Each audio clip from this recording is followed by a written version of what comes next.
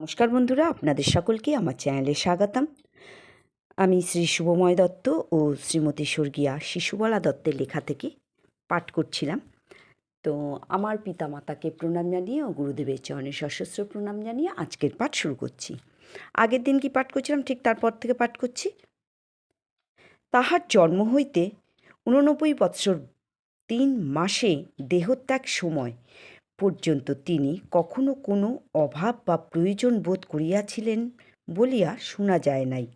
জাগতিকভাবে তাহাকে নিজের জন্য কিছু করিতে দেখি নাই, কিন্তু অহেতুকী কৃপা সিন্ধুরূপে তিনি অসংখ্য নরনারীর দৈহিক, সাংসারিক এবং আধ্যাত্মিক সকল প্রকারেরই উপকার করিয়া গিয়াছেন।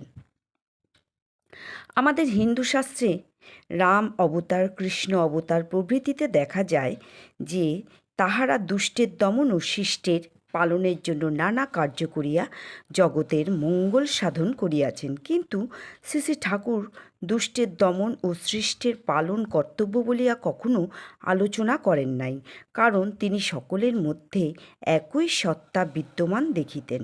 যদিও ভাগ্যানুসারে জীবন মাত্রেরই প্রকৃতি বিভিন্ন প্রকারের হইয়া থাকে। এই কারণেই তিনি কখনো পাপী পুণ্যাত্মা, ভালো মন্দ, দেশি বিদেশি ইত্যাদি কোনো প্রকার দ্বন্দ্ব করিতেন না। এমনকি পশু পাখি আদিরও প্রতি তাহার সমভাবই ছিল এবং তাহারাও তাহাকে চিনিতে পারিত। বনের বানর, হনুমান এবং বিষধর সর্পাদিও তাহাকে শ্রদ্ধা করিতেন ও তাহার সেবা করিতে অনেক সময় যত্নশীল ছিল বলিয়া দেখা গিয়াছে। তাহার সহিত বিবাদ বিসম্বাদ কাহারও সহিত হইয়াছিল বলিয়া কখনো শোনা যায় নাই।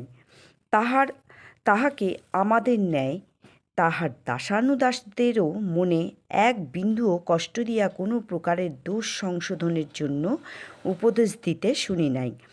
আমি বিশেষভাবে জানি যে কেবল এ জন্মের নহে, পূর্ব জন্মের সকল বিষয়েও তিনি অবগত ছিলেন। আমি স্বয়ং জানি যে পারদ্ধ বশত আমার কত প্রকারের দুর্বলতা ছিল এবং এখনও আছে, কিন্তু কোনো দিনই কাম, ক্রোধ, লোভ, মোহ, মদ, মাৎসর্য ইত্যাদি কোনো রিপু দমনের কথা তিনি আমাকে বলেন নাই। একমাত্র সর্বদোষ নিরাকরণকারী ও ঐহিক ও পারিত্রিক শান্তির এবং পরমানন্দ উপভোগের মহৌষধি নাম এর কথাই বারংবার তিনি উল্লেখ করিয়াছেন। তো বন্ধুরা, আমরা লেখকের লেখা থেকে একটা জিনিস পরিষ্কার বুঝতে পারছি, একমাত্র আমরা যদি সবসময়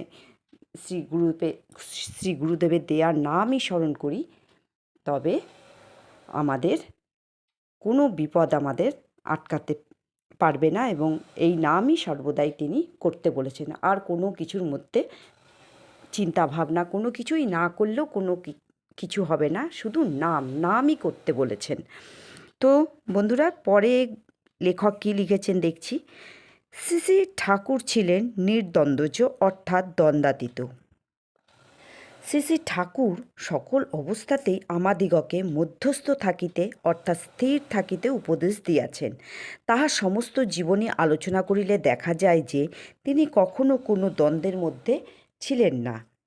আমাদের হিন্দু শাস্ত্র অনুযায়ী যাহাদিগকে অবতার আখ্যা দেওয়া হইয়াছে, যথা কৃষ্ণ, রাম ইত্যাদি, তাহাদের জীবনী আলোচনা করিলে দেখা যায় যে তাহারা অনেক যুদ্ধ বিগ্রহ করিয়াছেন এবং দুষ্টের দমন ও শিষ্টের পালন নীতি অনুসরণ করিতে যাইয়া বহু লোক ক্ষয় করিতেও বিরত হন নাই।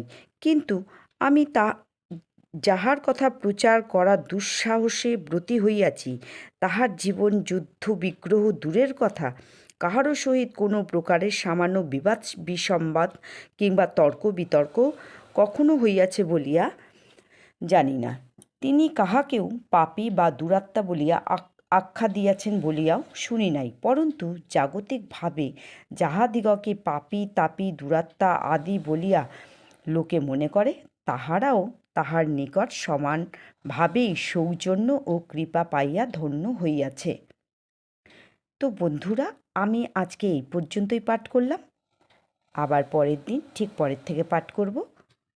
আজকের মতো পাঠকে এখানে বিরাম দিলাম এবং দয়া করে আপনারা আমার ভুল ত্রুটিগুলি নিজেও গুণে ক্ষমা করে দেবেন, আর আমার এই চ্যানেলটিকে একটু সাবস্ক্রাইব করে দেবেন, যেন আরও সকলে আমাদের শ্রী শ্রী ঠাকুর সম্বন্ধে জানতে পারেন।